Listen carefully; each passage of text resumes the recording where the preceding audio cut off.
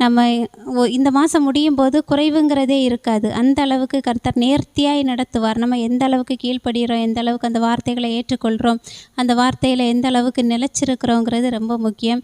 அதனால் நம்ம ஒவ்வொரு நாளும் ஆராதனையில் இருக்கும்போது அந்த வார்த்தை சொல்லுது, பரிசுத்தமுள்ளவன் இன்னும் பரிசுத்தமாகட்டும்னு சொன்ன மாதிரி யாருமே நான் முழுமையாக கற்றுக்கொண்டாச்சு, இதுக்கு மேலே எனக்கு அறியறதுக்கு எதுவுமே இல்லை அப்படின்னு சொல்ல முடியாது. அதனால் நம்ம ஒவ்வொரு நாளும் அவருடைய வார்த்தையில் வளருவோம், தேவனை அறிகிற அறிவில் வளருவோம்.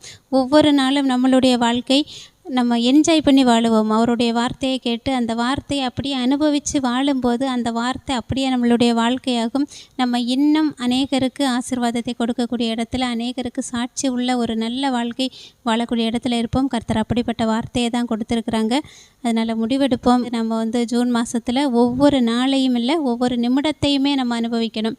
கர்த்தர் கிருபையினால் ஒவ்வொரு நிமிடமும் நமக்கு எப்படி நகர்ந்து போகுது, கர்த்தர் கிருபையால் எவ்வளவு சந்தோஷமாக அந்த நாளை நாம் நகர்ந்து போகிறோம், எவ்வளவு சந்தோஷமாக கர்த்தருடைய கிருபையினால் நிரப்பப்பட்டிருக்குங்கிறத நாம் உணர்ந்தவர்களாய் ஒவ்வொரு நாட்களையும் கடந்து போவோம். கர்த்தர் நடத்துவாங்க. நம்ம சொந்த பலத்தில் நடக்கிறதில்ல, கர்த்தர் நடத்துவாங்க. அதை நாம் அப்படியே ஏற்றுக்கொள்வோம்.